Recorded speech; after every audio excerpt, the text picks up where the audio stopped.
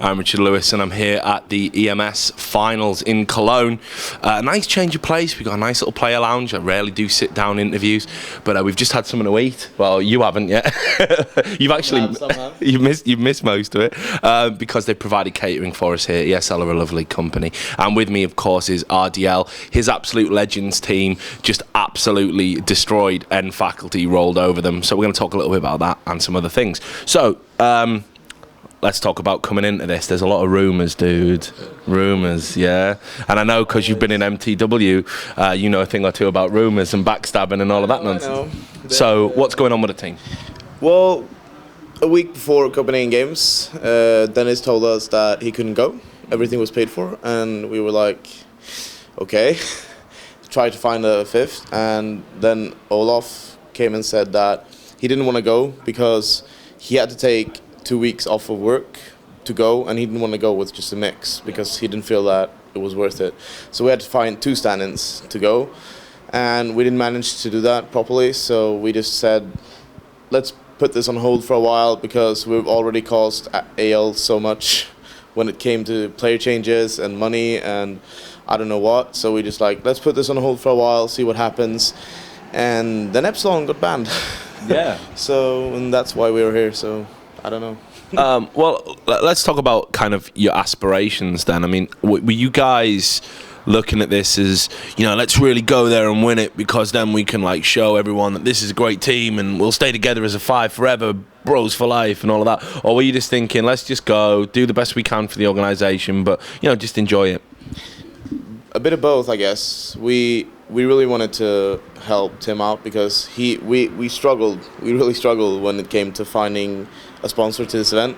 And then he just came and said that, hey guys, we've been loyal to him still as a 3-man, so to speak. So he was like, let's do this for this event, and after that we'll see what happens. So I mean, at the moment we're a mixed team that AL helped out, so big thanks for that. And after this we'll just see what happens. We just came here, we had a 2-day boot camp at Inferno Line, thanks for that as well. And after that we'll just see what happens. Now we've beaten faculty big, and we didn't expect it to go this well, I guess, but I'm guessing we get Fnatic tomorrow if everything goes as planned, and future is bright, I hope.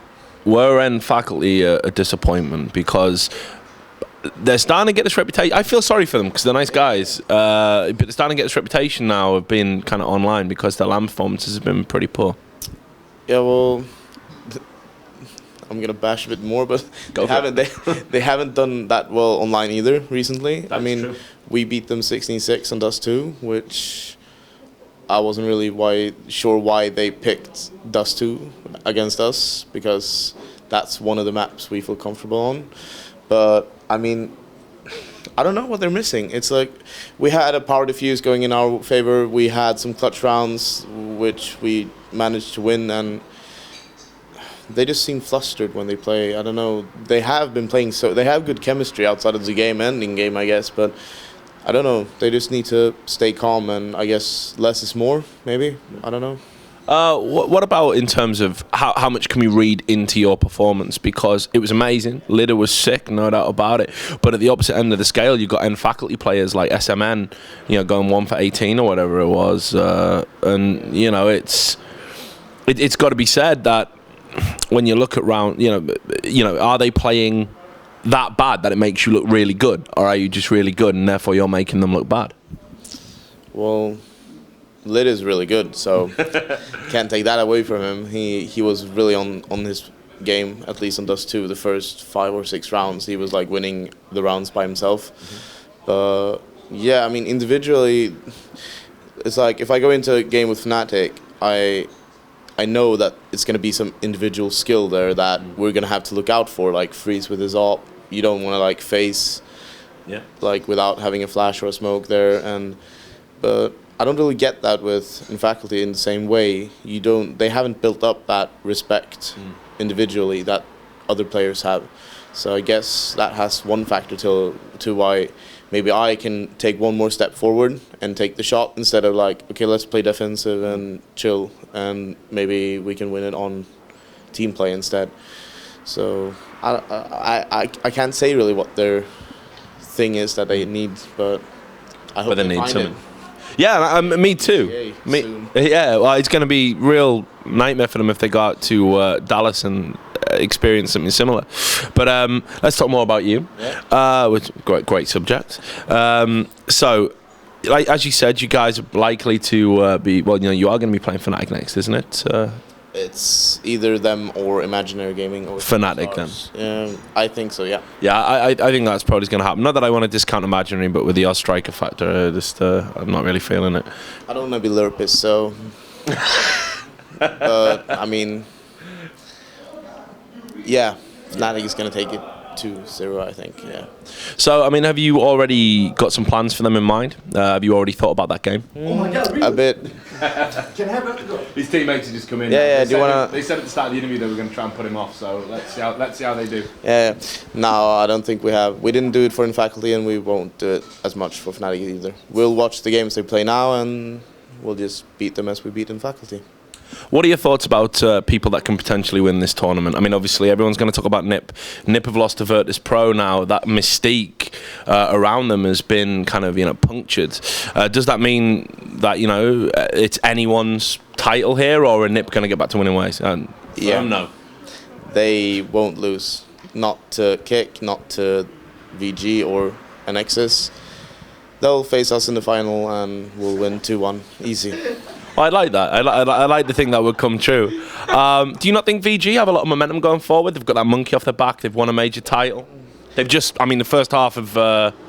yeah, they've proven themselves now that they have something going, but at the end of the day, I think NiP, now that they've actually lost, they've got a huge weight off their shoulders, and it's not like as much pressure as it was before, so I think they'll beat them 2-0 as well. But you definitely think, in all honesty, now removing yourselves from the equation, this is still NiP's tournament to win? Yeah, I think so. Can you shed any light on maybe why, that Virtus Pro have been able to beat them where other teams can't? I mean, I know you guys are all from kind of the same scene. Guys like Pronax will obviously know the boys from back in the 1.6 days, kinda. He's going, nah, he does. Because I said it must be true, right? So, can you shed some light on why the Russians could do it, but no one else could? Well, they're sick individual players, for starters. I mean, Adrian was on top of this game. Kucher as well on Inferno, he was sick. And they have the same kind of random playstyle that NiP has as well. So in their game, it all came down to who was having a better day individually. And I think Virtus Pro had that at the time. And if you look at 1.6, they always struggled against Moscow 5, for example, SK. And they always had close matches because they didn't like their playstyle, and apparently the same goes for Global Offensive. It's good to know. So last question. I know you've talked a bit about your team already. Can you really just give us the inkling on what's going to happen? Tell us about the future. Come on. I mean, you must have an idea already. Who's going, who's staying, what's happening? Well, we'll see what happens after the Fnatic game, I guess. When we beat them, we can talk about the future. We have some plans with some tournaments coming up. We got an invite to, what was it? Geeks, the French LAN? Yeah. It's a French event, so I'm out. I'm done. Yeah, it's true. It's a bit like Copenhagen Games. I think they arranged it the same way. It's BYOC. You can rent computers, and they gave us an invite, and if we can fix something up, we're gonna go there, and then DreamHack, and after that, I don't know. We'll see what happens. It's things in the making, I guess, but nothing set in stone. I like it, very mysterious. Well, I guess we'll leave it there. Look, so you can follow Absolute Legends and Rdl throughout the rest of the tournament by watching the stream, which of course is going to be posted on cadred.org and of course is on ESL TV. To all the people out there that are following our coverage from this event, do stay tuned to our website. We're going to have more interviews like this one from here at the EMS Finals in Cologne.